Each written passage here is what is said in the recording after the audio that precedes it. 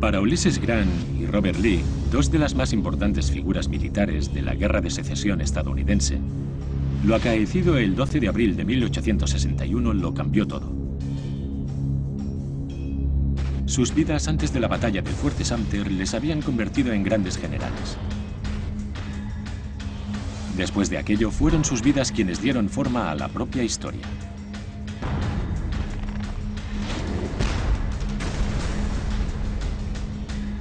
Según la leyenda, Grant era un borracho asesino. Lee comete sin duda un acto de traición. Podías ver cómo le latían las venas del cuello, cómo se daba puñetazos en la mano. Grant nunca perdió una batalla. Lee sí. No tenía espíritu de guerrero.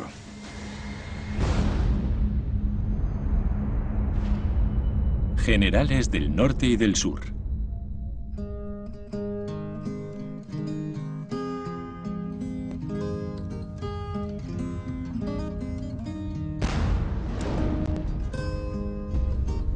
Entre 1862 y 1865, el capítulo más crucial en la historia de Norteamérica será escrito en buena parte por las acciones de estos dos grandes generales y los millones de hombres que lucharon a sus órdenes.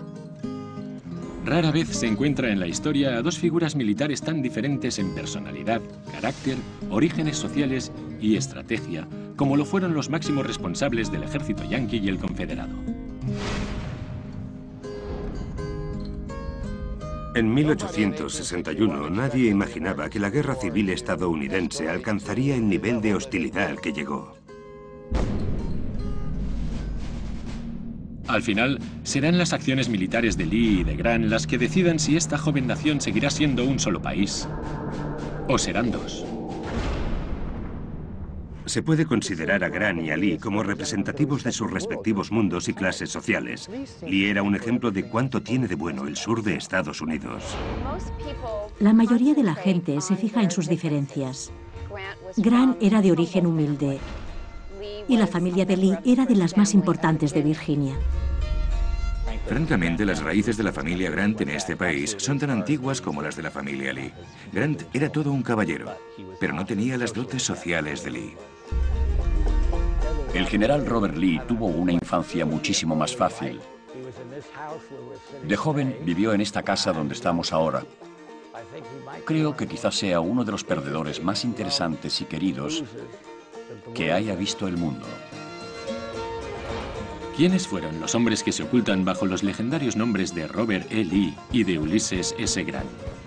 ¿Cómo fueron sus vidas y sus experiencias en el campo de batalla?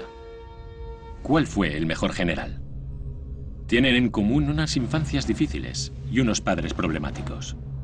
Ambos fueron jóvenes inteligentes y sensibles, y ambos llegaron a convertirse en asesinos implacables.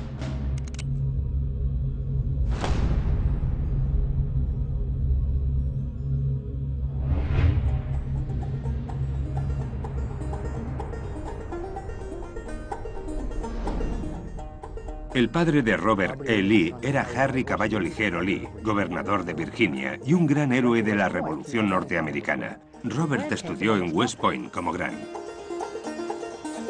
Lee era 16 años mayor que Grant. Nació en 1806, en una especie de nobleza pobre. Era hijo de Ann Carter y de Henry Lee, apodado Harry Caballo Ligero. Dos de sus antepasados, Francis Lightfoot y Richard Henry Lee, fueron firmantes de la Declaración de Independencia. Stratford, la hacienda familiar de los Lee, había sido una próspera plantación de tabaco hasta que el padre de Robert dilapidó la fortuna familiar, especulando con terrenos y haciendo otras inversiones desastrosas.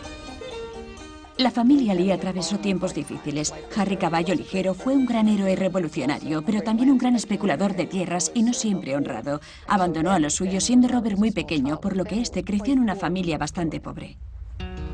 Teniendo Robert 12 años, Harry Caballo Ligero muere de fiebres durante su viaje de regreso desde las Indias Occidentales, donde se había refugiado como fugitivo. Para Robert es una pérdida devastadora, porque adoraba a su deslumbrante padre, tan jovial y brillante.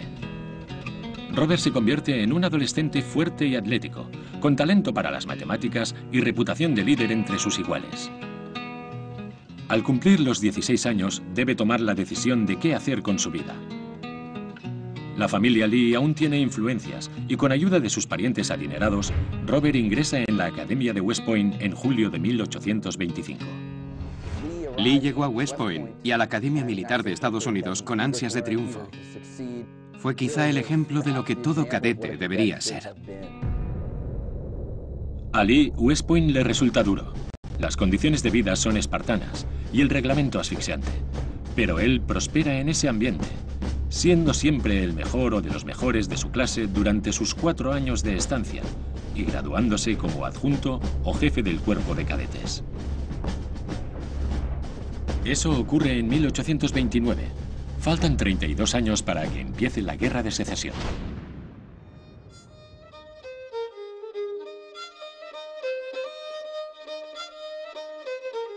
En 1830, Lee empieza a cortejar a Mary Ann Randolph Custis, una rica heredera criada en Arlington, una fabulosa mansión que domina el río Potomac desde Washington, D.C. Mary Custis era encantadora. Tenía muchas amistades, era muy dinámica y la apreciaban mucho. Con el consentimiento a regañadientes de su padre, Mary se casa con Lee el 30 de junio de 1831.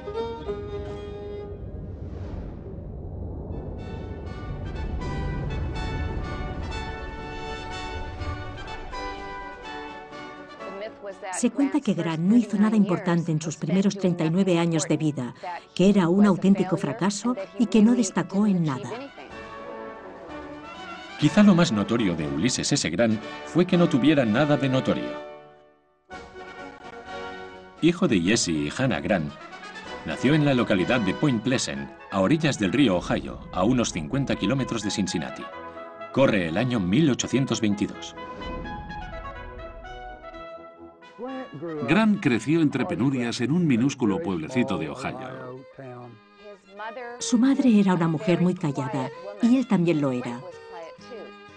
Pero Hannah era sensible, muy religiosa y una excelente madre. Su padre era más pretencioso. Su padre era curtidor de pieles. Un detalle gracioso es que Grant nunca comía carne cruda. Le ponía enfermo ver sangre, así que está claro que no tenía espíritu de guerrero.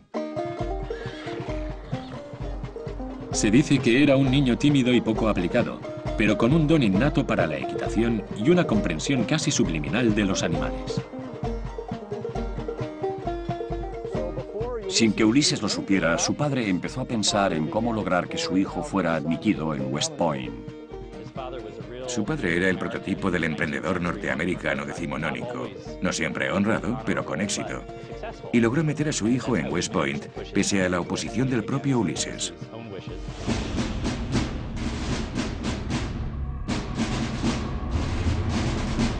Grant entra en West Point en 1839 a los 17 años, y allí sigue siendo un mal estudiante, acumulando más de 250 amonestaciones. Recibió amonestaciones por infinidad de motivos, desde llegar tarde al toque de Diana o a las comidas, hasta no mostrar el debido respeto. Incluso le pillaron cocinando en su cuarto, lo cual también era motivo de amonestación. Grant recibió muchas más amonestaciones que Lee, pero obviamente nunca le expulsaron de la academia, ni sé de nada que pudiera haberle impedido ser cadete. En 1843 se gradúa en West Point con unas calificaciones por debajo de la media de su clase. Aún faltan 18 años para la Guerra de Secesión. Al igual que Lee, Grant se enamora poco después de graduarse. Su amada es Julia Dent, hermana de uno de sus compañeros de clase en West Point, pero su boda pronto quedará pospuesta. La nación está a punto de entrar en guerra con México, y el regimiento de Grant es destinado a la frontera mexicana.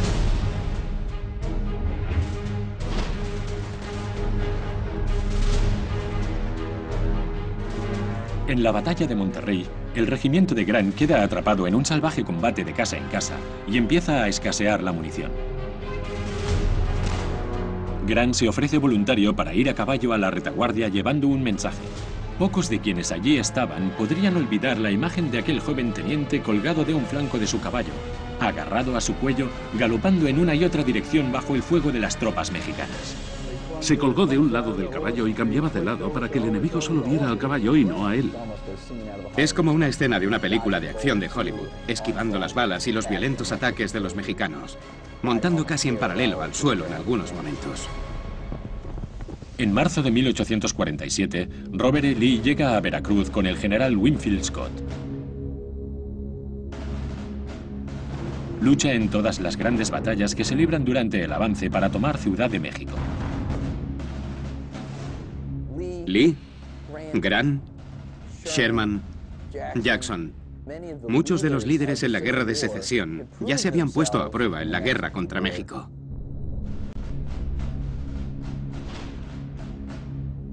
Tanto Lee como Grant estuvieron en las primeras tropas norteamericanas que entraron en Ciudad de México y se encontraron allí brevemente. Grant recordará aquella ocasión cuando vuelvan a encontrarse casi 20 años después en Appomattox, ya al final de la Guerra de Secesión. Pero Lee no se acuerda.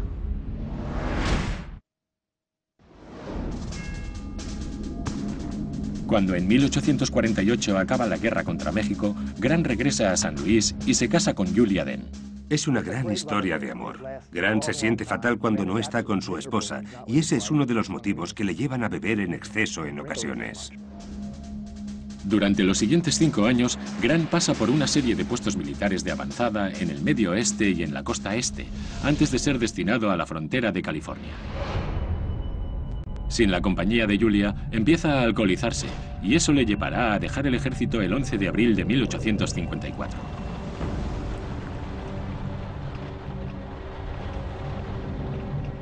No hay duda de que en aquel momento se sintió fatal sin su esposa y sus 2 pequeños hijos. De ahí nace la leyenda sobre su adicción a la bebida, que fue propagada por sus enemigos a partir de entonces.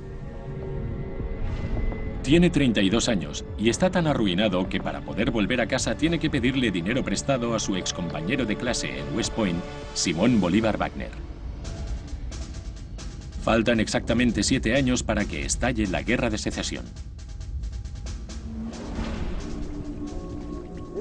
En aquel momento se empezó a valorar la sobriedad, y el beber pasó de repente a ser algo ante lo que la clase media fruncía gravemente el ceño.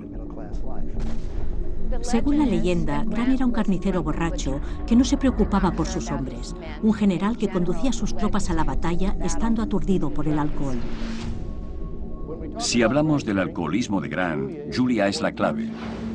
Creo que Grant bebe cuando está en el fuerte Vancouver y en el fuerte Humboldt en la costa pacífica, porque se siente muy solo y cae en lo que hoy llamaríamos desesperación. Grant vuelve a San Luis con la ilusión de convertirse en un caballero granjero, en las 24 hectáreas de terreno que el padre de Julia le había dado como regalo de bodas. Pero todo parece irle mal. Los precios caen y los beneficios se esfuman. Grant tiene que empeñar su reloj de oro para comprar los regalos de Navidad.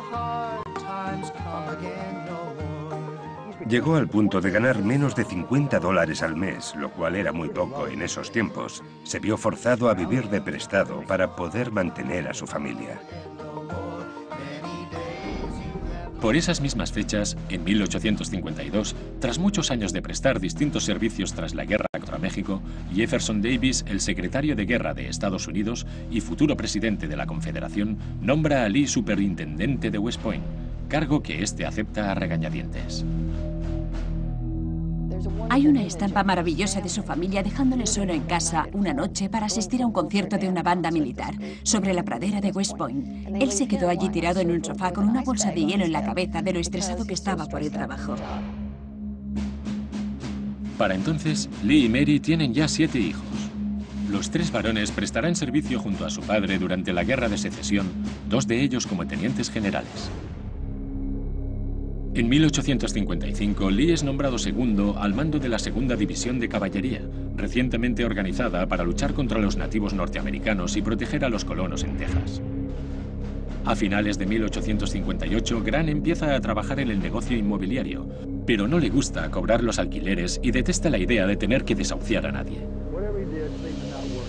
Hiciese lo que hiciese, nada funcionaba y acabó como dependiente en la tienda de objetos de cuero de su padre, donde le sorprendió la guerra. Cuando faltan apenas 3 años para la guerra, comienzan a difundirse las hostilidades por la frágil unión. Abraham Lincoln es elegido presidente el 6 de noviembre de 1860. Temiendo que la esclavitud sea pronto abolida por Lincoln, Carolina del Sur se convierte el 20 de diciembre de 1860 en el primer estado en separarse de la Unión, junto con otros 5 estados sureños, y poco después se le suma Texas. Faltan solo unos meses para la guerra. Cuando Lee regresa a Washington a comienzos de marzo de 1861, se encuentra con el envejecido general Winfield Scott, con el que había luchado en México y que ahora es el líder del ejército de la Unión. Winfield le ofrece el mando de las tropas unionistas que se están organizando para erradicar la rebelión. Pero Lee rechaza la oferta diciendo: si la Unión se disuelve, volveré a compartir las penurias de los míos, y no alzaré mi espada contra nadie, salvo en defensa de mi estado natal. En aquellos tiempos, los estados eran más importantes que el gobierno nacional. Si eras de Virginia, eras de Virginia. Si eras de Massachusetts, eras de Massachusetts, y no se le daba más vueltas. Se ve atrapado entre cumplir su juramento a la nación o cumplir su juramento a su estado. Desde el punto de vista de cualquiera que no sea un confederado, Lee comete sin duda un acto de traición. Está faltando a su juramento. Obviamente, se debatió en esa duda mucho tiempo. Odiaba la idea de la desunión, pero su lealtad estaba del lado de su estado. Por eso, tras 35 años de servicio, Robert E. Lee escribe su carta de dimisión del ejército de Estados Unidos y regresa a Arlington, al otro lado del río Potomac.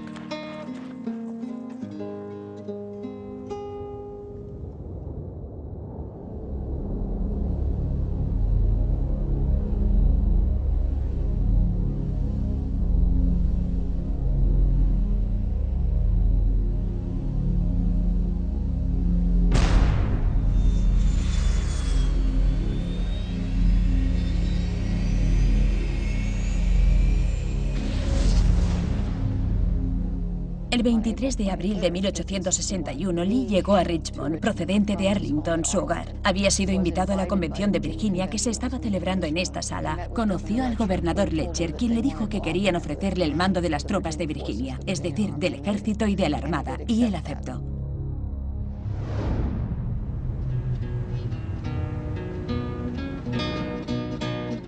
Grant tenía un gran sentido del deber para con el país y la Unión necesitaba sobre todo que se la respetase. Sin ella el experimento norteamericano se vendría abajo.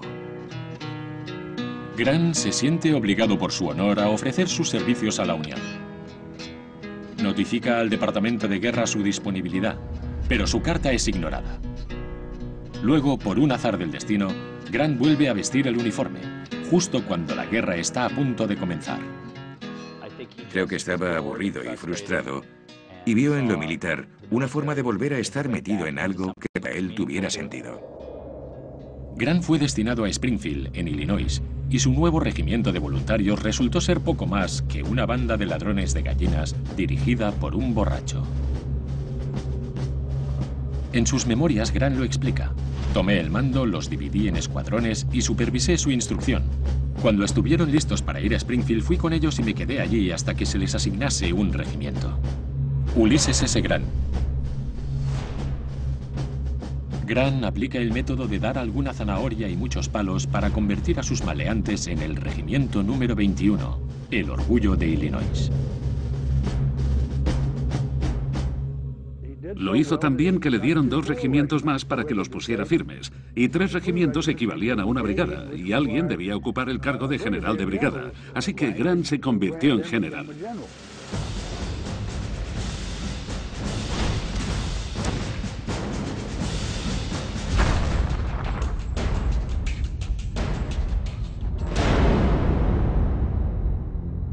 Tras el comienzo de la Guerra de Secesión el 12 de abril de 1861 y la conmoción de la primera estampida, en Manassas, se libran batallas a lo largo de 2 frentes.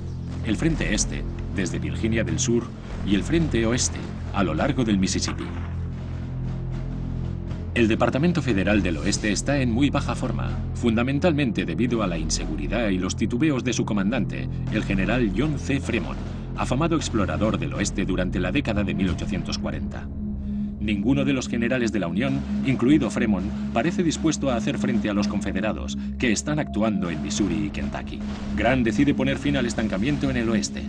El 7 de noviembre de 1861 embarca a 3.000 hombres, divididos en 5 regimientos de infantería, en barcos de vapor fluviales, y les hace desembarcar justo al norte de un gran campamento confederado en Belmont, Missouri. Grant, con ayuda del comandante naval, lanzó una operación anfibia Mississippi abajo, desembarcó justo delante de Belmont, sorprendió a los confederados y les sacó de sus campamentos.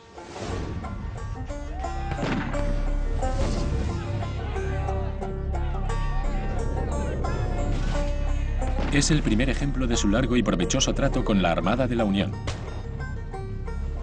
También es su primera batalla sangrienta y el primer paso en lo que será un traicionero descenso por el curso del Mississippi.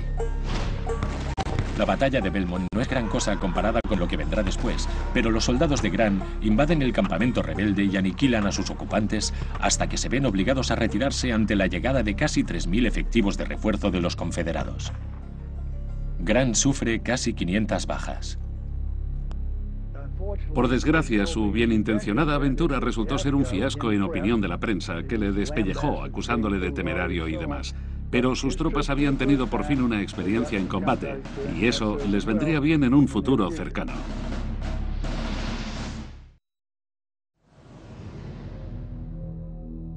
...3 de febrero de 1862. Hace ya 10 meses que la guerra de secesión asola el país.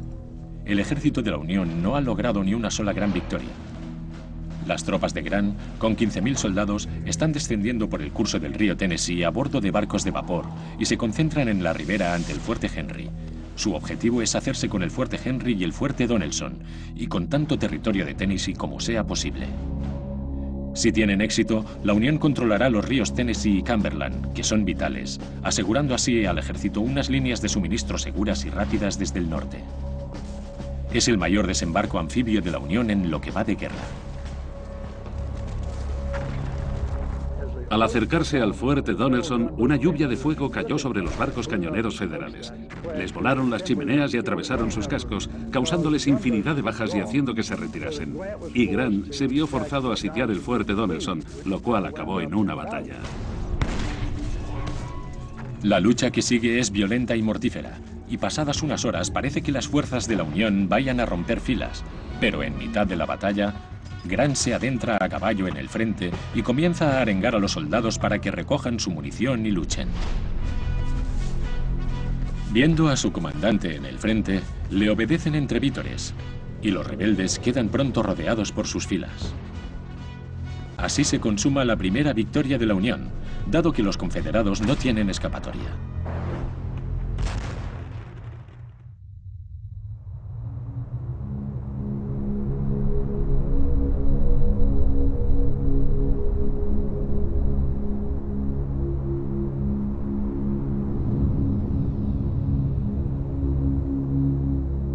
La nieve estaba manchada de sangre, había cadáveres por todas partes, y Grant apareció en el campo de batalla con sus ayudantes y se aterró al ver esa carnicería. La escena hace que Grant se retrotraiga a su infancia, a sus días en la curtiduría de su padre. «Alejémonos de este espantoso lugar», dijo a sus oficiales al retirarse.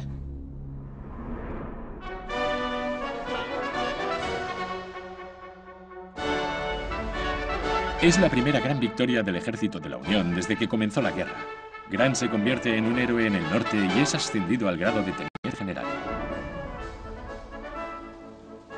Ha capturado a todo un ejército rebelde, forzándolo a su rendición incondicional. Y su plan tiene el efecto añadido de echar por tierra toda la estrategia de los confederados desde los Apalaches hasta el Mississippi, llevándoles casi a perder también Tennessee.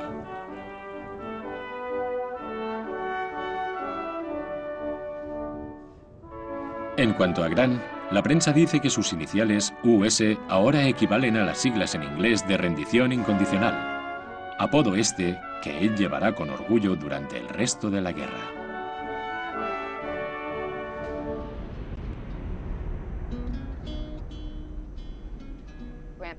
Grant se hizo famoso no solo por el telegrama de rendición incondicional, sino también porque la prensa norteña le mostró fumando un puro.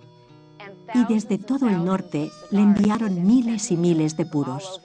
Grant tuvo buena prensa y aquello fue característico del tipo de iniciativas que tuvieron lugar. Pero también mostró algunas de las limitaciones tácticas de Grant. Cuando se veía en una situación que requería estrategia, él prefería llevar a cabo su plan con toda violencia, por malo que fuese el plan. La victoria de Grant le proporcionó una oportunidad de oro para tomar Nashville, la llave del centro de Tennessee. Y por ello se prepara para hacer salir a su ejército y conquistarla. Pero su inmediato superior, el teniente general Henry Halleck, le ordena no hacerlo. Grant se convirtió en un gran héroe. Era el único que ganaba batallas.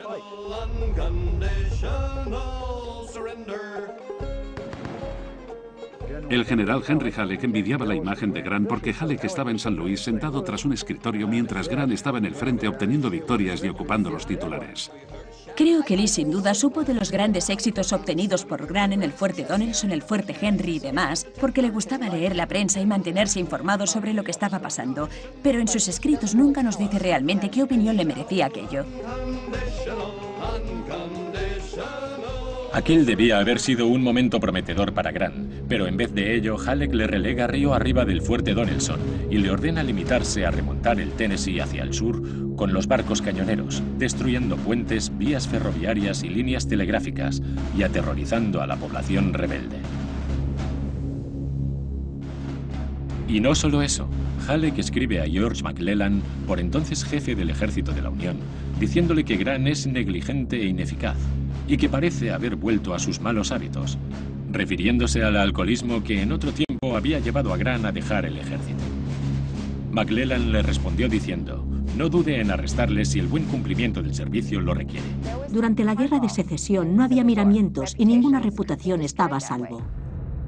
La ingenuidad de Grant es tal que, en medio de estas puñaladas por la espalda, escribe a su mujer diciéndole: no hay dos hombres en Estados Unidos que prefiera como superiores antes que a Halleck y a McClellan. Finalmente interviene el propio Lincoln. Dado que Grant ha ganado grandes batallas para la Unión, Lincoln le dice a Halleck literalmente que haga él lo mismo o cierre el pico. Comprendiendo esa velada amenaza de Lincoln, Halleck reincorpora rápidamente a Grant al mando del ejército del Tennessee y menos de un mes después, Grant librará su batalla más costosa y sangrienta.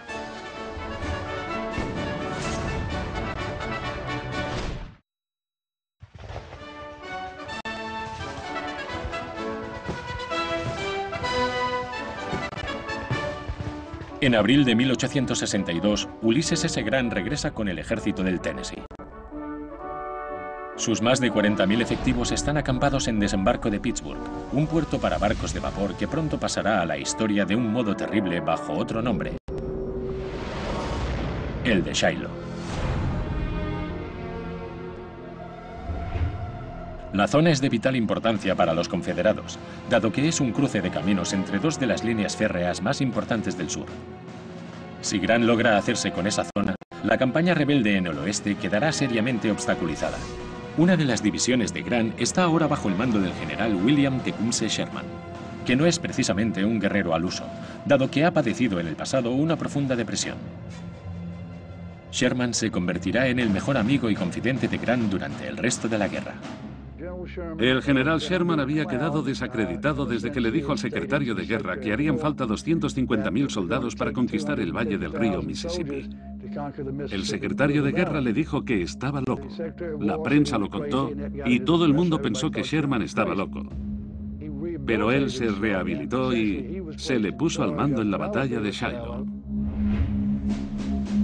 A 30 kilómetros al sur, en Corinth, en el estado de Mississippi, se está fraguando algo terrible. El general rebelde Albert Sidney Johnston se entera del plan de los federales y reúne a un ejército de 44.000 efectivos para atacar y destruir a los hombres de Grant antes de que hagan nada.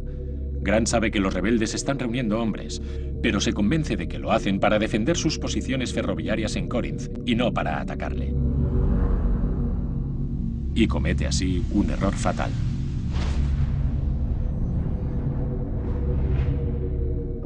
Grant solía ser agresivo. Eso le había dado la victoria en el fuerte Donelson.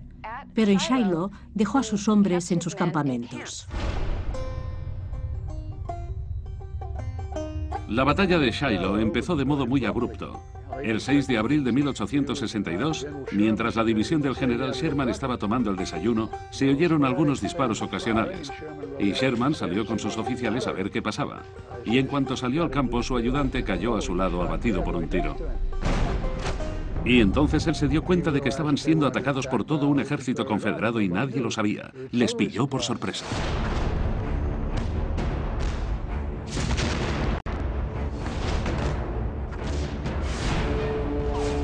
Algunos de los hombres de Sherman sencillamente escapan corriendo por montes y campos en dirección al río. Otros intentan resistir el ataque, pero al final ceden y también huyen.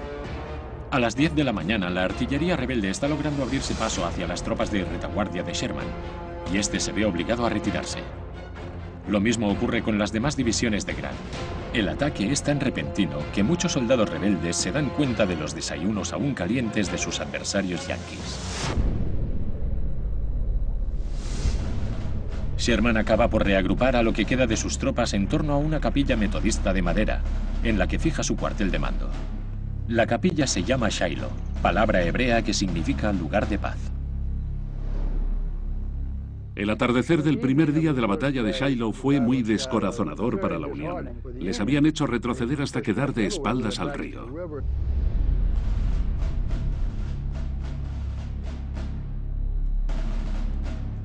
Al ocaso, todos están exhaustos, agotados por el esfuerzo constante y por el horror de todo un día de batalla.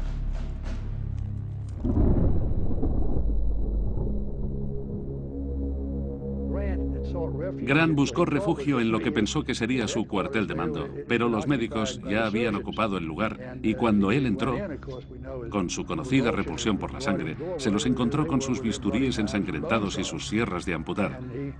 Así que se echó para atrás, salió y se sentó al pie de un árbol.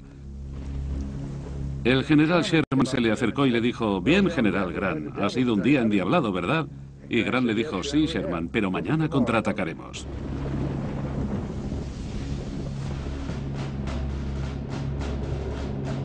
¡En formación! ¡Adelante! Grant cumple su palabra. La lucha comienza al despuntar el día, pero esta vez es Grant quien cae sobre los rebeldes con superioridad de fuerzas. Se dice que en ese momento uno podía cruzar el campo de batalla por las zonas despejadas pisando solo sobre cadáveres. A mediodía, Beauregard se ve enfrentado a un nuevo problema: la llegada del ejército unionista de Don Carlos Buell, con 20.000 efectivos de refuerzo para Grant. A los rebeldes no les queda más alternativa que retirarse hasta Corinth.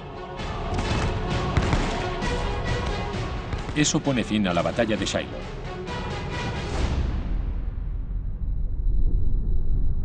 Grant sale victorioso en una batalla sanguinaria y tremendamente costosa para la Unión.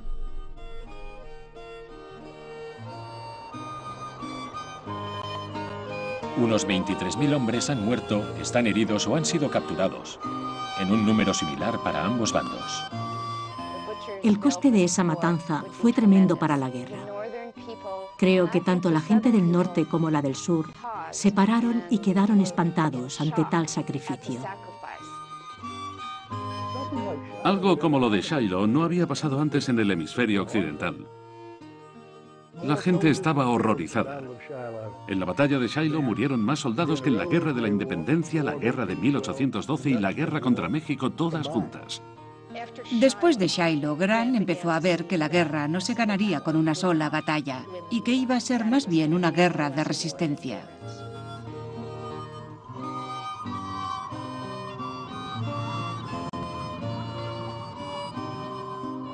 En el norte, la prensa culpa a Grant por no haber fortificado a sus tropas, por haber dejado que les sorprendieran y por la enorme masacre. Y se le vuelve a acusar, como es habitual, de borracho, incompetente y perezoso. Grant fue acusado de ser un incompetente, tanto en los pasillos del Congreso como en los de la Casa Blanca, y se hicieron muchas peticiones para que fuese destituido. En vez de eso, parece ser que Lincoln dijo: «Averiguad qué clase de whisky bebe y mandadle un barril a todos mis generales. No puedo prescindir de ese hombre, él sí que lucha».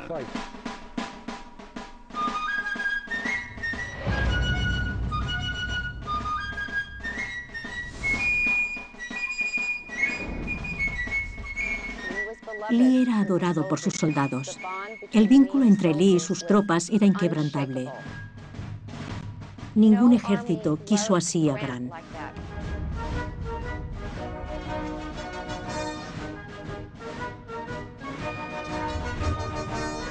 Marzo de 1862.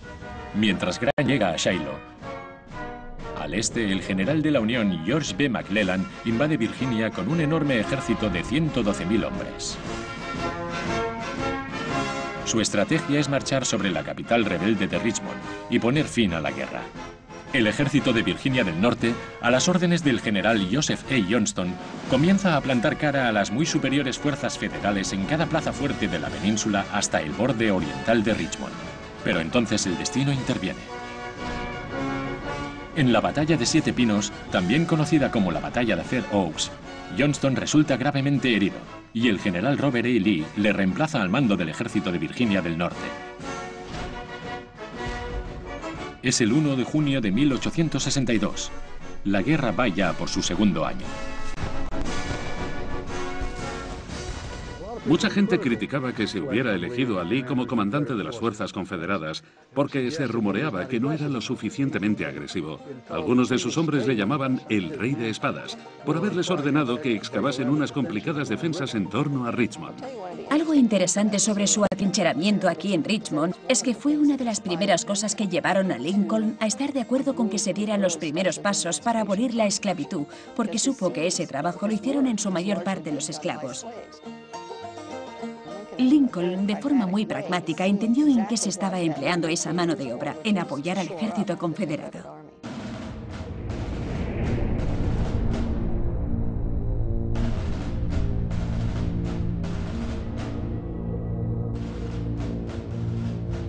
A finales de junio, Lee, que ya tiene 58 años, lanza una serie de ataques asombrosamente violentos contra el ejército federal, haciendo que éste se retire tambaleante por delante de la ciudad en dirección al río James, en lo que se conoce como las batallas de los 7 días.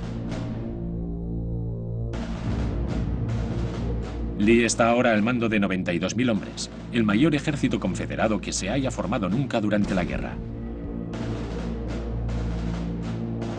El plan de McClellan de tomar Richmond se viene abajo y su ejército se retira a la fortaleza de Monroe para reembarcar en sus transportes y volver a Washington. Las batallas de los 7 días se libraron la mitad del tiempo en pantanos, en condiciones terribles muy parecidas a las de Shiloh, y los resultados fueron los mismos, una horrible cantidad de bajas. Los ataques de Lee son brutales y resultan mortíferos para ambos bandos. McClellan se da cuenta enseguida de que Lee utiliza su ejército de un modo mucho más agresivo a como lo haya hecho nunca Johnston. En cierto sentido, estas batallas fueron catastróficas, pero Lee aprendió también una lección muy importante, el poder de la intimidación. Había dado la vuelta al curso de la guerra en el frente oriental de un modo tan sorprendente que su ejército y él mismo se convirtieron en el foco de atención. Solo en los 30 días que Lee lleva al mando, su ejército ha sufrido 20.000 bajas. Sean cuales fueren sus demás defectos, nadie puede acusarle de no ser agresivo. Y eso seguirá siendo así hasta los últimos días de la guerra.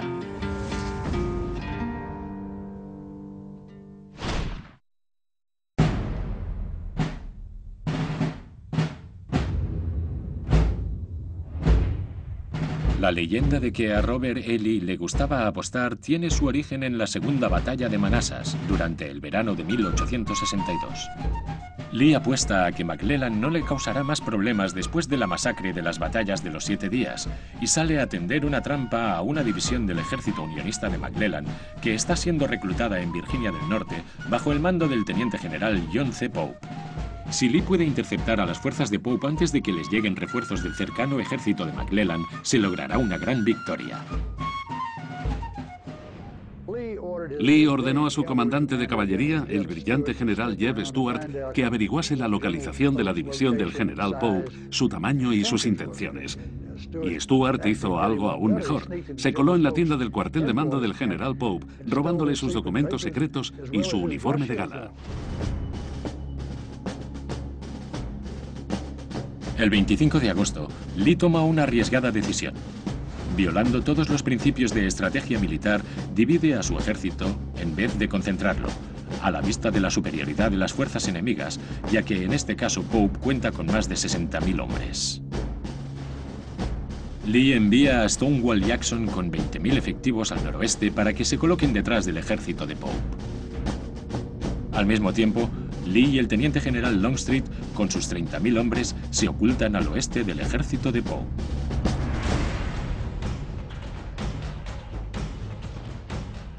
Listo para entrar en combate, Jackson, siguiendo órdenes de Lee, se coloca a lo largo de un tramo de vía férrea, en una carretera atrincherada que da a sus tropas un buen escondite a solo 40 kilómetros de Washington. Lee desafía a Pope a que ataque a su ejército. Pope así lo hace al día siguiente, lanzando a sus filas de casacas azules contra la posición confederada, inferior en número, creyendo equivocadamente que tiene acorralado a Stonewall Jackson. Al caer la noche, los rebeldes siguen manteniendo el frente de 3 kilómetros de largo en las trincheras junto a las vías del tren, y el propio Jackson, según uno de sus hombres, estaba más tranquilo que una mañana de mayo. Mientras tanto, parte del ejército de McClellan está desembarcando en la orilla virginiana del Potomac, a unos 65 kilómetros al este de Pope, y marchan hacia el frente del combate. Pronto los federales tendrán una arrolladora superioridad sobre el terreno. Lo que Pope no sabe es que los 30.000 hombres del general rebelde Longstreet están escondidos en los bosques a lo largo del flanco izquierdo del ejército yanqui.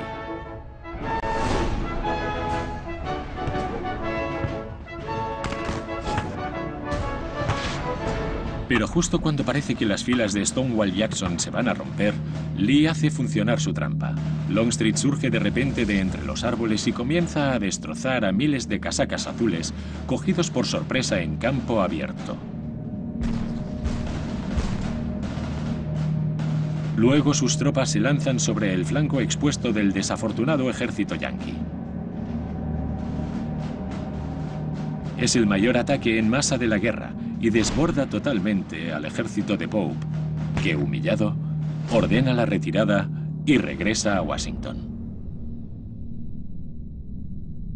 Sus mayores éxitos fueron los obtenidos en las batallas de los 7 días y en particular el de la segunda batalla de Manassas. Tuvo mucho éxito en esas primeras batallas de la Guerra de Secesión, pese a que perdió a un gran número de hombres. Sus brillantes maniobras sobre el campo de batalla y sus victorias le valieron una tremenda admiración. La segunda batalla de Manassas hizo de Lee casi un dios entre los sudistas. Había asestado tal golpe a Pope que le había lanzado por los aires hasta Washington en una de las más decisivas victorias de la guerra, y por supuesto se dirigió hacia la batalla de Antietam. Mientras tanto, Ulysses Grant languidece en una especie de limbo militar. Pese a su fama y sus victorias, Halleck le ha estado tratando sin el menor aprecio, y Grant está pensando en dejar el ejército. Sherman supo de esto por su amigo Ulises y se fue a verle. Le aseguró que se sentiría fatal si se quedaba a un lado contemplando cómo otros generales libraban la guerra. Le dijo: Grant, algún feliz accidente te devolverá al sitio que mereces en el ejército. Así que Grant se quedó en el ejército y efectivamente, a las pocas semanas ocurrió ese feliz accidente. El 11 de julio de 1862, Abraham Lincoln designa a Henry Halleck como general en jefe del ejército de la Unión y le destina a Washington. Con Halleck alejado del oeste, Grant vuelve a quedar al mando del ejército de Tennessee. Grant era una de esas personas que solo quieren ascender si sus acciones lo merecen. A finales de 1862, la principal tarea a la que se enfrenta Grant es la conquista del baluarte rebelde de Vicksburg, en Mississippi. Si logra hacerse con él, la Confederación se partirá literalmente en dos y la Unión obtendrá un total control del río Mississippi. Eso supondría asestar un golpe tremendo, quizá fatal, a los confederados. Lincoln había dicho que Vicksburg era la llave de toda la campaña occidental. Y Grant pensó que él era quien contaba con los hombres adecuados para hacer girar esa llave. Pero ese deseo resultará más difícil de cumplir de lo que Grant hubiera imaginado.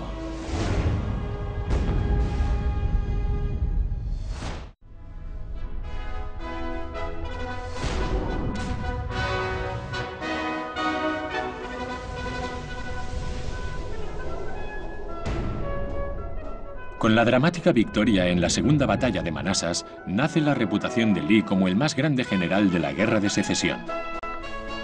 Exultantes por el éxito, Jefferson Davis y su gabinete aprueban un plan para invadir el norte. Davis pensó que al invadir el norte el ejército de la Unión se retiraría de sus fortificaciones en Washington. Que Robert E. Lee acabase por convencer a Jefferson Davis de que lanzase una ofensiva en territorio unionista supuso un cambio radical en la estrategia de los confederados. En las altas esferas confederadas se tiene el convencimiento de que una victoria en tierras del norte puede llevar a que Inglaterra y Francia den su reconocimiento oficial a la Confederación y que con ello levanten el bloqueo de los puertos sureños. El plan de Lee es marchar el 4 de septiembre con 40.000 hombres desde Virginia hasta internarse en Maryland, un territorio de la Unión. Había ido al norte pensando que Maryland podría unirse al sur, ya que era un estado esclavista, que quizá podrían liberar a Maryland y que allí les recibirían con una calurosa bienvenida. Lee vuelve a jugársela. Ante la superioridad numérica de McClellan con 75.000 efectivos, Lee divide a su ejército, menor en número. El 10 de septiembre Lee envía a Stonewall Jackson con 19.000 hombres a hacerse con el arsenal y la guarnición de la Unión en Harper's Ferry, en Virginia, pues no quiere dejarlos en su retaguardia. Y Lee parte con Longstreet y otros 19.000 hombres hacia Hagerstown, en Maryland. Los exploradores de la caballería rebelde informan de que el ejército de McClellan se aproxima rápidamente desde el lado opuesto de la Cordillera Azul. Para empeorar aún más las cosas a Lee, en un momento dado de la marcha, uno de sus mensajeros comete una de las mayores meteduras de pata de la guerra.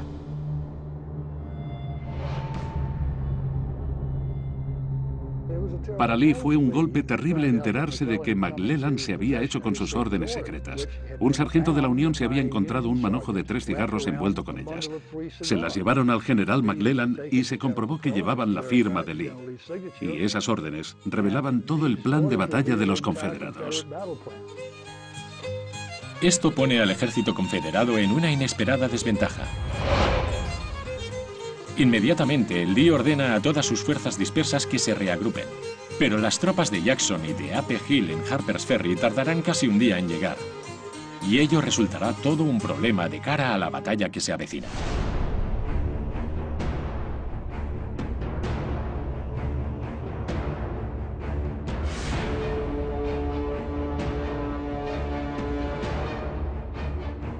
Los dos ejércitos se encuentran por fin cerca de una pequeña localidad de Maryland llamada Sharpsburg.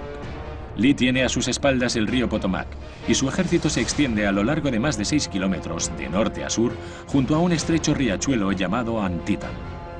Los 75.000 hombres de McClellan aguardan en la orilla este del Antietam a que él los organice para la batalla.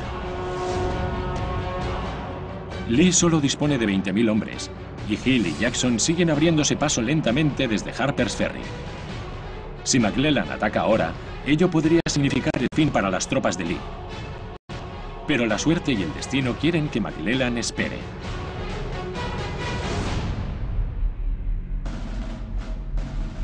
Al amanecer del 17 de septiembre, McClellan ataca y se inicia la batalla del Antietam. Lee es superado en número por los yanquis, pero logra hacer llegar refuerzos desde otras zonas. El sol aún no se ha levantado del todo cuando estalla el ataque inicial de McClellan. Con el terrible coste de 13.000 muertes entre ambos bandos.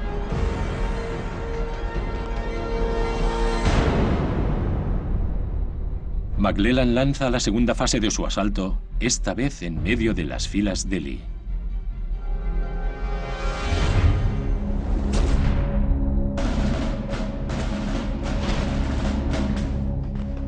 Llegada la tarde, el peso de la superioridad en fuerzas de McClellan empieza a hacerse notar y los rebeldes se están viniendo abajo.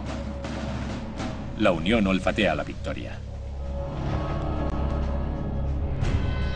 Pero justo entonces se produce uno de esos aparentes milagros que se dan en el campo de batalla, con la llegada de los 2.700 hombres de la división rebelde del general A.P. Hill, que prácticamente han recorrido a la carrera los 27 kilómetros que les separaban desde Harper's Ferry para llegar a donde está teniendo lugar la acción.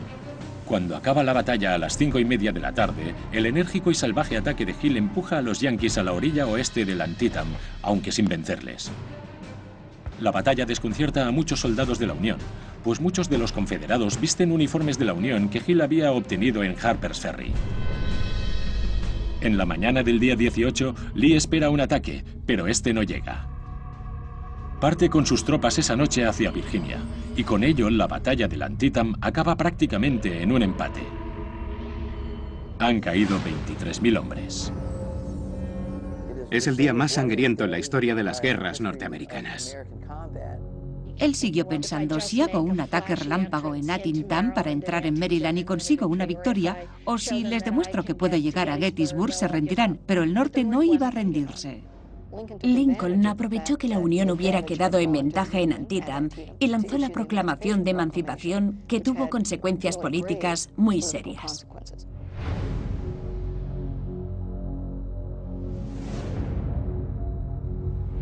Al tiempo que obliga a Lee a retroceder en Antietam, Grant planea la más importante ofensiva de su carrera hasta el momento. Vicksburg es considerada tanto por federales como por confederados como una fortaleza inexpugnable. La prensa la denomina el Gibraltar del Oeste. Ulysses S. Grant y Abraham Lincoln convinieron en que Vicksburg debía caer si querían ejercer un control total sobre el río Mississippi. Vicksburg era un hueso muy duro de roer. La Armada de la Unión bajo el mando del general Farragut había intentado tomarla en 3 ocasiones, aproximándose desde el sur con sus grandes navíos de guerra, y fueron rechazados las 3 veces. Iba a ser necesaria una operación por tierra y por eso se llamó al general Grant. En el invierno de 1862, Grant marcha con su ejército directamente desde el centro del estado de Mississippi para tomar la preciada ciudad.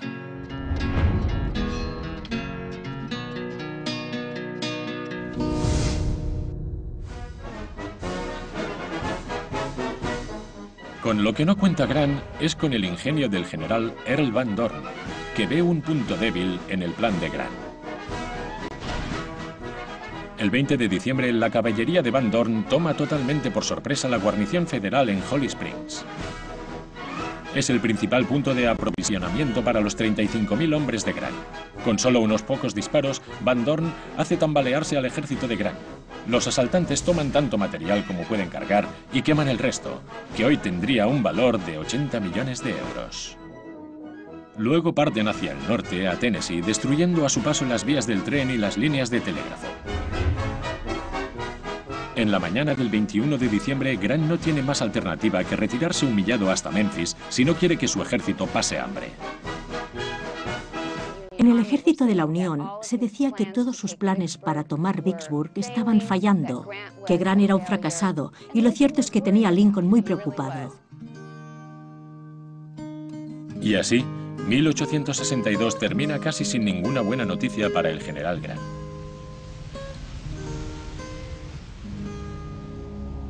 En diciembre de 1862, el general Ambrose Burnside, nuevo comandante de Lincoln para el ejército del Potomac, marcha con sus 120.000 hombres desde el sur de Warrenton, en Virginia, hacia Fredericksburg, donde espera atravesar el río Rappahannock para enfrentarse a Robert E. Lee. Pero Lee ha llegado allí antes, con 78.000 rebeldes. Lee se ha hecho fuerte en una colina llamada Mary's Heights, que está coronada por una muralla de piedra. El 12 de diciembre de 1862, los hombres de Burnside cruzan los puentes, entran a la ciudad, la saquean y la incendian. En mitad de sus filas, miles de yanquis intentan subir a la colina, y entonces es cuando la artillería de Lee por un lado y los rebeldes de detrás de la muralla por el otro abren fuego. Gran parte del campo de batalla de Fredericksburg era cuesta arriba, así que fue como disparar a un pez en un barril. Es una auténtica masacre. Las armas confederadas de Lee barren literalmente las filas de los federales, cubriendo las laderas de la colina con cuerpos vestidos de azul. Se suceden las cargas y los hombres son segados por miles.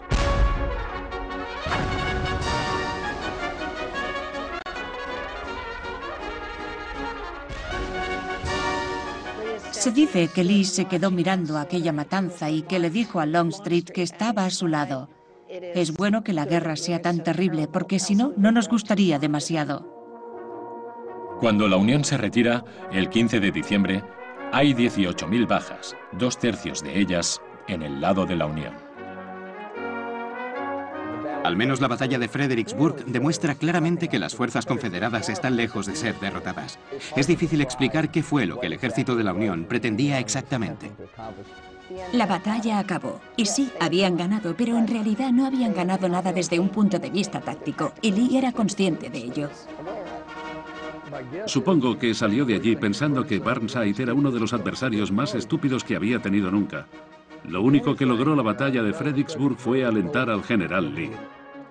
Para Grant, que está en su limbo del oeste, 1862 se cierra de forma muy positiva, a diferencia de lo que le ocurrió a Lee.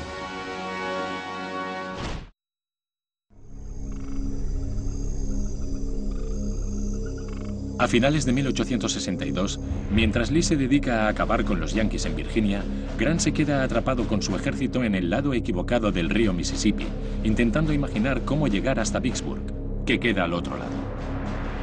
Grant intenta algo poco plausible, escabullirse con lo que se conoce como la expedición del Paso de Yazoo. Fue a unos 560 kilómetros al norte de Vicksburg y voló un dique del río.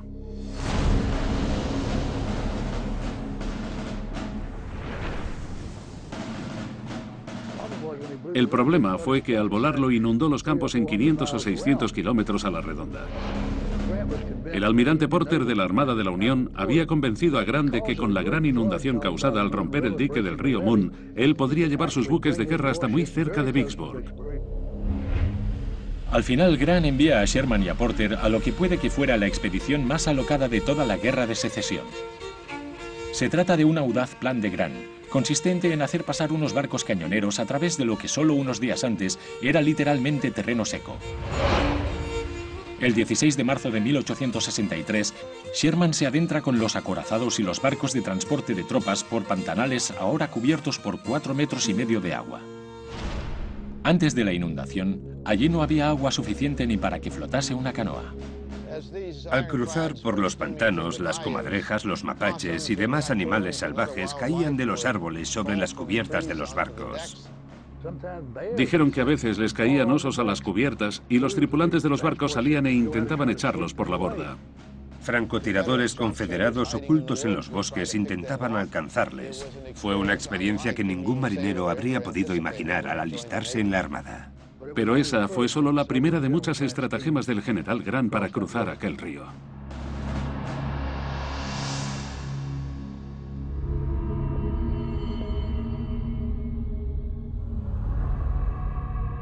La prensa, como era habitual, observa y espera, lanzando gritos estridentes y rumores malintencionados, y los enemigos de Grant vuelven a pedir su destitución. El fracaso de aquellos esfuerzos hizo recaer muchas quejas sobre Grant, hasta que al final, en abril, hizo pasar a sus cañoneros y barcos de transporte directamente ante los cañones de Vicksburg. Dejó a sus tropas río abajo, en la otra orilla, en tierra firme, y acometió su brillante campaña de Vicksburg. Mientras Grant sigue de mala racha en Vicksburg, Robert E. Lee está a punto de alcanzar lo que pudiera ser su momento supremo como comandante. En la primavera de 1863 se ha producido otro cambio entre los comandantes de la Unión en el este. Lincoln ha reemplazado a Burnside por el general Joseph Hooker, quien, con un ejército de 120.000 hombres, espera tomar Richmond y poner fin a la guerra. A estas alturas la situación ya resulta familiar, en una guerra que cada día se vuelve más sangrienta. Y como siempre, el general Robert E. Lee tiene otros planes. Lee deja unos pocos efectivos en Fredericksburg y marcha con el resto al encuentro del ejército de la Unión en los lindes de un denso e imponente bosque llamado La Espesura. Hooker, inexplicablemente, ha detenido el avance de la Unión. Lee pronto se encuentra con él. Y tras una breve batalla, Hooker se retira y reagrupa a sus hombres en Chancellorsville, en Virginia. Le toca a Lee hacer el siguiente movimiento. Lo que hizo a continuación en Chancellorsville fue algo notable. Volvió a dividir a su ejército para volver a sorprender y derrotar al comandante de la Unión. Fue realmente uno de los movimientos tácticos más brillantes que llevase a cabo cualquiera de ambos ejércitos durante la guerra.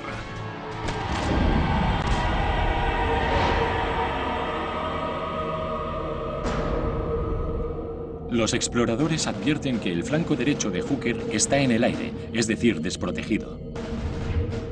Stonewall Jackson marcha con sus 28.000 hombres justo delante de la primera línea de Hooker y ataca por su punto débil. Es una maniobra muy osada.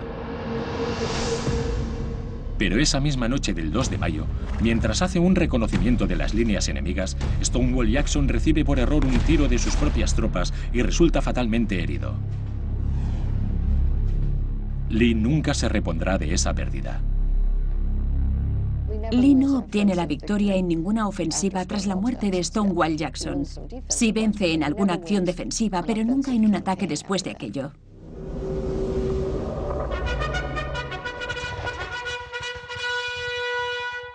Al día siguiente, Lee ataca con todas sus fuerzas, rompiendo las líneas federales.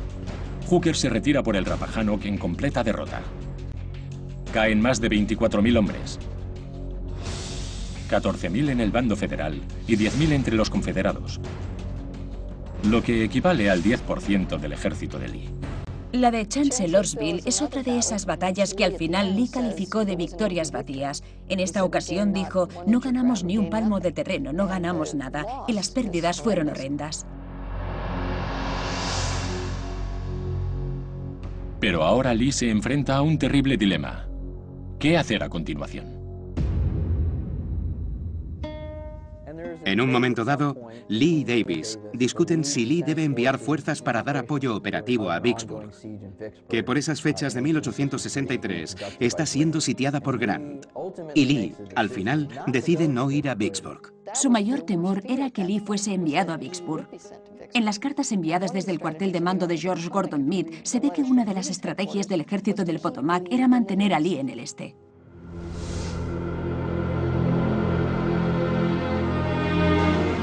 En abril de 1863, mientras Lee sigue atrincherado en Chancellorsville, Grant persuade finalmente a la Armada de atacar a las baterías enemigas en Vicksburg, lo que le permite cruzar por fin el río bajo el fuego enemigo. Antes de que los sorprendidos confederados puedan reaccionar, el ejército de Grant desembarca en Mississippi. Es uno de los pocos riesgos que Grant ha estado dispuesto a correr, pero resulta ser un gran éxito. Por fin, el 16 de mayo de 1863, Grant se lanza contra Vicksburg, y los 23.000 hombres del ejército rebelde de John C. Pemberton le hacen frente en un lugar llamado Champion Hill. Grant se enfrenta a Pemberton y le vence enseguida. Los rebeldes se refugian en Vicksburg. Y Grant, en vez de sufrir más ataques y causar víctimas civiles, opta por sitiar la ciudad. Lo principal es privar al enclave sitiado de todo suministro de alimentos, agua y demás, y ponerle las cosas tan incómodas como se pueda. Y eso fue lo que hizo Grant, claro. Pero sitiar Vicksburg no es tarea fácil. Y a medida que pasan las semanas, Grant sabe que el gobierno confederado está reuniendo un ejército para rescatar la ciudad y que pronto volverán a sufrir su ataque.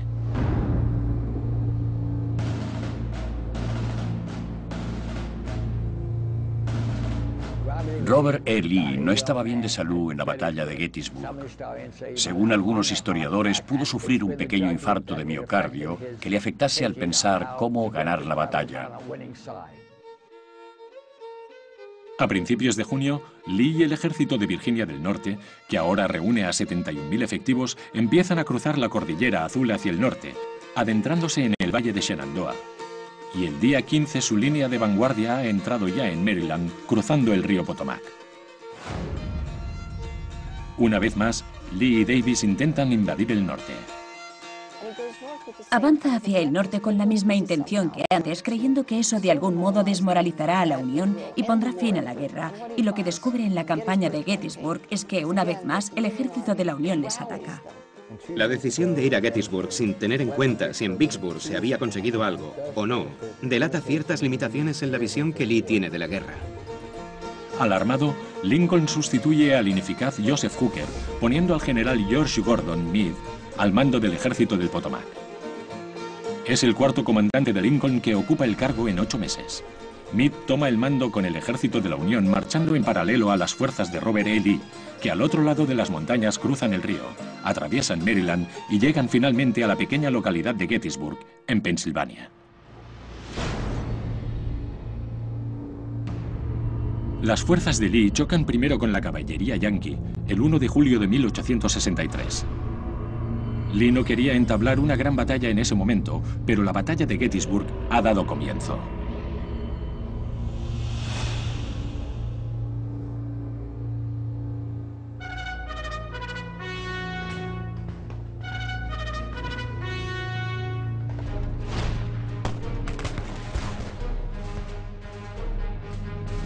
La lucha se desata y el resultado es favorable a los rebeldes durante casi todo el día, aunque las fuerzas de Lee no se hacen con las colinas de la ciudad en un fatal error de cálculo. Pero el primer día la victoria está del lado de la Confederación. El ejército de la Unión entiende que debe hacerse con los enclaves elevados a las afueras de la ciudad, porque son las posiciones más importantes y por eso está en la mejor situación que podía estar, pese a haber sido tan castigado en ese primer día. Al caer la noche, gran parte de la infantería de ambos ejércitos llega al campo de batalla. Suman en total más de 150.000 hombres.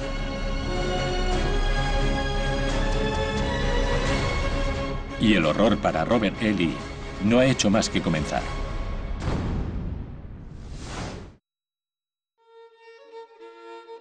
Lee podía haber ocupado el primer día la colina de Little Round Top, o incluso al principio del segundo día. Pero es luego más avanzado el día cuando de repente mira a su alrededor y entiende que ese enclave domina mucho mejor el campo de batalla.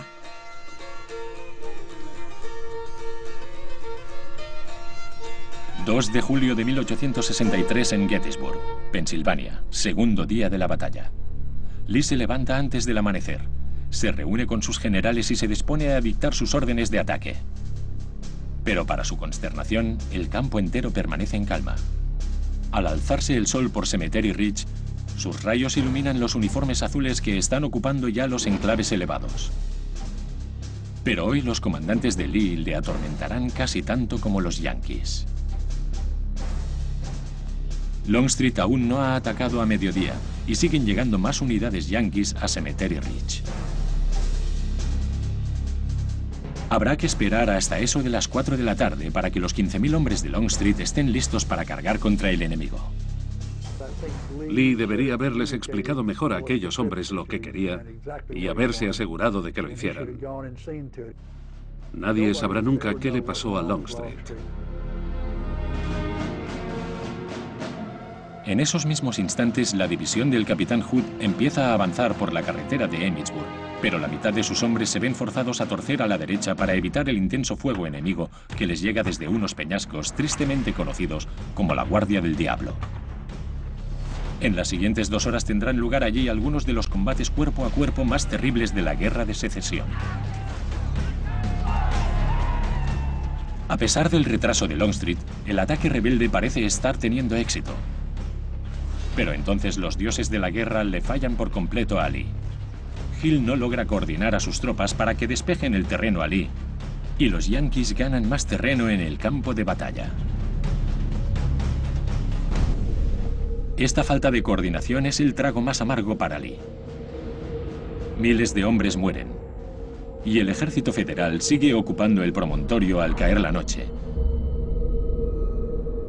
mientras las súplicas desesperadas y los sollozos de los heridos se elevan hacia el frío cielo estrellado. En aquel momento les acompaña un observador europeo que va tomando notas de cómo maneja Lee la situación. Y hasta él le critica, dice que todos sus subordinados se oponen a esos planes y que Lee les hace caso omiso. Han atacado el flanco derecho del ejército unionista durante el primer día y el flanco izquierdo en el segundo día. Al día siguiente, Lee intentará atacar a la Unión por el centro con una división de refresco de los virginianos del general George Pickett. Será un ataque que pasará a la historia. Irónicamente, la mayor victoria de Grant y la mayor derrota de Lee tendrán lugar con solo unas horas de diferencia durante el 87º aniversario del nacimiento de Estados Unidos, el 4 de julio de 1863.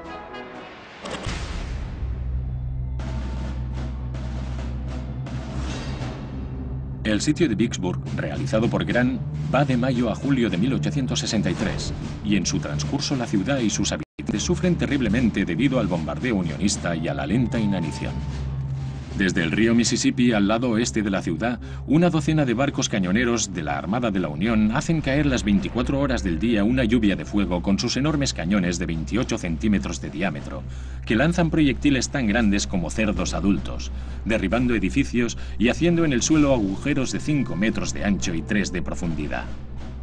Y desde el este, los grandes cañones del asedio de Grant no paran de hacer fuego, matando a la gente y destruyendo muchas de las viviendas anteriores a la guerra. En Vicksburg, Grant por fin pone en práctica su idea de una guerra dura, usando cualquier recurso posible a su alcance para echar por tierra la capacidad física y la voluntad de combate de las fuerzas a las que se enfrenta. Para entonces, Vicksburg ya llevaba sitiada de un modo u otro casi un año, y la gente había excavado cuevas para vivir en ellas. Unas 100 personas vivían en esas cuevas. Las habían amueblado con alfombras persas antiguas, mesas, sillas y lámparas, y hasta tenían sus cocinas. En junio ya es evidente que para el ejército rebelde el fin ya está cerca. Hay tal escasez de alimentos que los soldados se ven forzados a comerse a sus mulas y luego a sus caballos. Mary Loughborough, de 27 años, vive en una cueva con su hija de 2 años. Su marido, un mayor del ejército confederado, está luchando en el frente y la comida casi se ha acabado. En un momento dado, un soldado confederado pasó por la cueva trayéndole a la niña un pajarillo como juguete.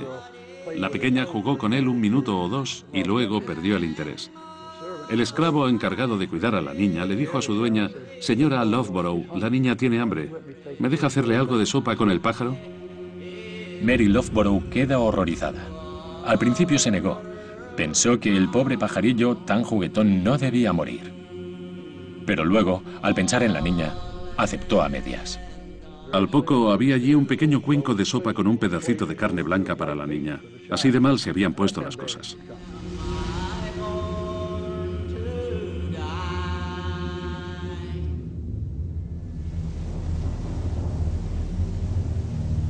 Junio está a punto de acabar y la situación es desesperada. El general confederado John Pemberton recibe una carta anónima, supuestamente escrita por sus hombres y titulada Una petición de auxilio. En ella se dice: «Los hombres no queremos morir de hambre, pero si no puede usted alimentarnos, deberíamos rendirnos, por horrible que parezca». Pemberton no tiene muchas opciones. Está claro que ningún ejército confederado va a venir a rescatarles. No hay razón para dejar que tus hombres se mueran de hambre. Combatir es una cosa y morir de hambre otra, así que Pemberton salió a verse con el general Grant. El 3 de julio, casi al mismo tiempo que Lee está pasando por su calvario en Gettysburg, Pemberton sale de Vicksburg para reunirse con el general Grant en terreno neutral, a la sombra de un roble.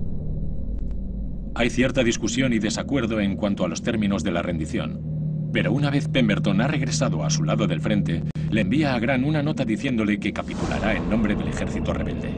La nota no le llegará a Grant hasta bien pasada la medianoche, pero él ha permanecido despierto en su tienda, sentado ante su escritorio. El hijo de Grant, Freddie, que tiene 13 años, está acostado en un catre junto a su padre cuando éste abre el sobre y es testigo de lo que ocurre. Dio un suspiro de alivio y dijo: «Vicksburg se ha rendido». No hubo gritos, ni histrionismos. Así era Grant, en estado puro.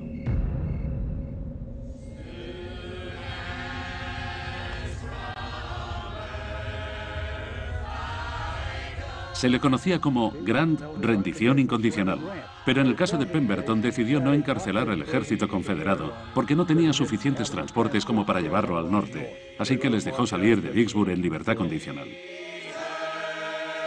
A la mañana siguiente, el 4 de julio de 1863, se arrían las banderas rebeldes a lo largo de las líneas defensivas de Vicksburg y el victorioso ejército de Grant entra en la ciudad. Pero cuando los casacas azules ven lo famélicos que están los soldados rebeldes, muchos rompen filas y empiezan a ofrecerles las galletas y la cecina que llevan en sus macutos. Pronto ambas formaciones se han mezclado. Se intercambian relatos, se estrechan las manos. Todo ha acabado. Grant probablemente ha obtenido la mayor victoria que haya habido en el frente occidental.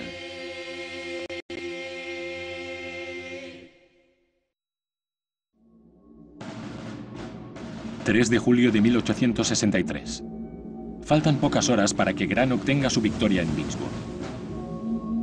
A 1.600 kilómetros hacia el este, en las colinas del sur de Pensilvania, Robert E. Lee está a punto de poner a su ejército de Virginia del Norte ante su mayor desafío. Un auténtico infierno está a punto de desatarse en el tercer día de la batalla de Gettysburg.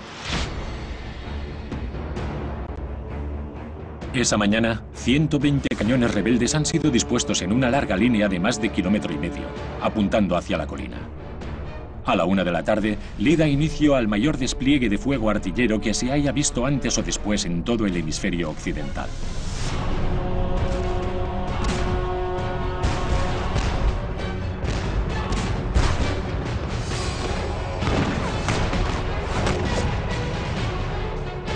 Lee había enviado a Pickett y a una enorme fuerza confederada de entre 14.000 y 18.000 hombres directamente hacia las filas de la Unión. Y fueron rechazados con una gran pérdida de vidas. Los hombres salían volando violentamente, como arrastrados por cuerdas invisibles.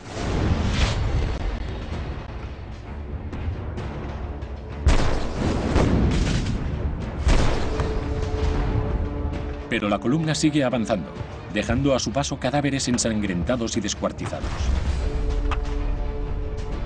Lee no puede ver nada de todo esto debido al humo de las armas que llena el campo de batalla. Pero puede que oyese el lejano sonido de los gritos rebeldes, que, según un observador, salían flotando de aquel caldero hirviente y rodeado de llamas como un gigantesco rugido lleno de pena. Pronto Lee ve algo que debió hacer que un temblor de desaliento corriese por su columna vertebral. Cientos de hombres van surgiendo de entre la niebla y los resplandores que envuelven la cumbre del Cemetery Ridge y bajan a pie hacia las líneas rebeldes. Son soldados confederados. El ataque ha fracasado y la batalla está perdida. Al acabar algo como el ataque de Pickett, que causó unas 6.000 bajas entre los propios confederados, podías ver cientos y cientos de cadáveres yaciendo sobre una superficie de terreno no muy grande, y verías también algunos heridos caminando por la retaguardia. Así que el panorama sería de lo más sombrío que quepa imaginar. Ahora Lee hace gala del supremo autocontrol que le ha dado justa fama. Monta en su caballo, Traveler, y va a reunirse con ellos. Unos lloran, otros maldicen, y otros siguen bajo una infernal conmoción. Todo esto ha sido culpa mía, les dice.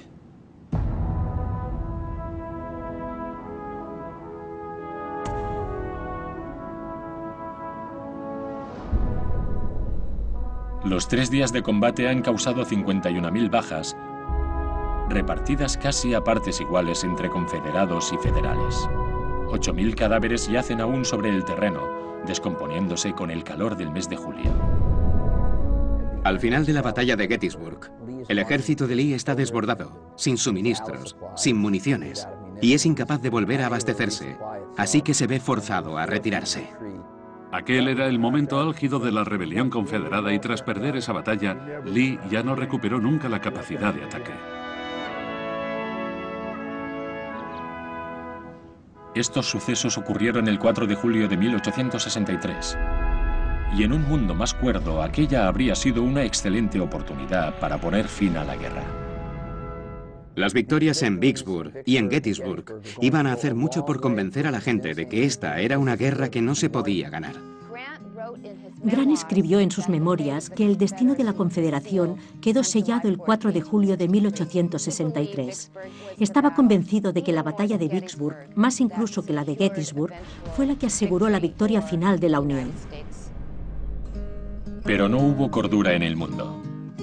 Las furias arrasaron tanto al norte como al sur, y la guerra aún duró otros 2 pavorosos años. Hubo más muertos en ese periodo de tiempo que en el anterior. Por supuesto, era inevitable que Grant y Lee se encontrasen en el campo de batalla. Se enfrentaron por todo el estado de Virginia, tan amado para Lee, durante bastante más de un año. Después de Vicksburg, Lincoln eligió a Grant como el siguiente comandante en jefe de las fuerzas de la Unión, y Grant fue al este al encuentro de Lee. A principios de 1865, Lee el jugador y Grant el arriesgado se verían atrapados en un feroz combate mortal que decidiría la suerte de la nación. Cuando Grant y Lee se encontraron, Lee no tuvo espacio para maniobrar.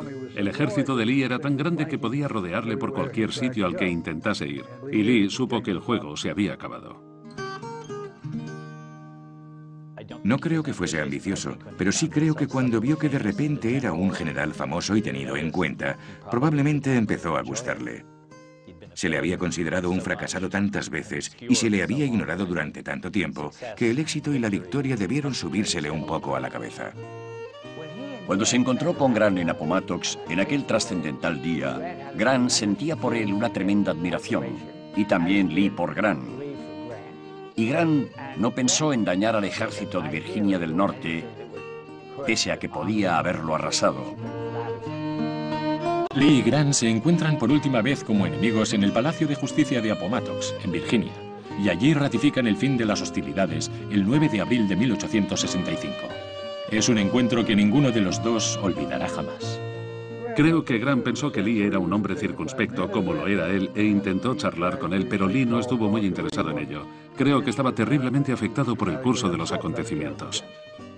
Uno de los relatos que hay de aquello describe a Lee como a una persona con un tremendo aplomo y dignidad, con una presencia abrumadora, pero dice que cuando salió de la sala se pudo ver cómo le latían las venas del cuello, cómo se daba puñetazos en la mano, lo sonrojado que estaba y lo terrible que debió ser para él aquel momento. El apasionamiento en ambos bandos de la Guerra de Secesión no ha desaparecido desde que se dispararon los últimos tiros en la primavera de 1865. Pese al resultado final, el debate continúa. ¿Qué general sirvió mejor a su causa? Al final la pregunta es cuál de ellos fue el mejor general. Si ello dependiera de la estrategia y necesitase a alguien que ganase una batalla, alguien que hiciera algo ingenioso, que tuviese un enfoque realmente creativo sobre cómo manejar a las tropas y cómo utilizar los recursos de combate, entonces quizá yo elegiría a Robert E. Lee. Pero si hubiera que elegir a un hombre capaz de entender cómo encajar todas las piezas para que funcionasen al unísono, habría que decantarse por Grant.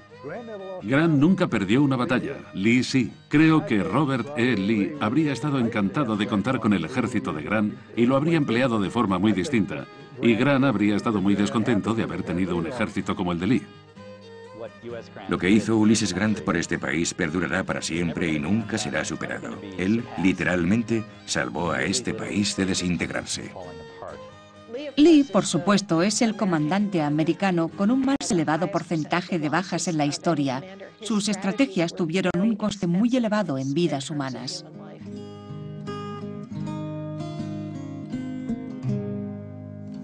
El número de hombres que murieron durante la Guerra de Secesión fue al menos de 620.000 como mínimo. Eso equivalía al 2% de la población estadounidense en 1860.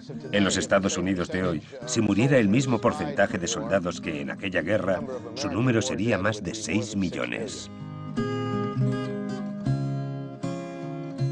Robert E. Lee se convertiría en presidente del Washington College de Virginia, que ahora recibe el nombre de Universidad de Washington y Lee. Murió en 1870. Ulysses S. Grant se convirtió en el 18º presidente de Estados Unidos, cargo que ocupó de 1869 a 1877. Murió en 1885.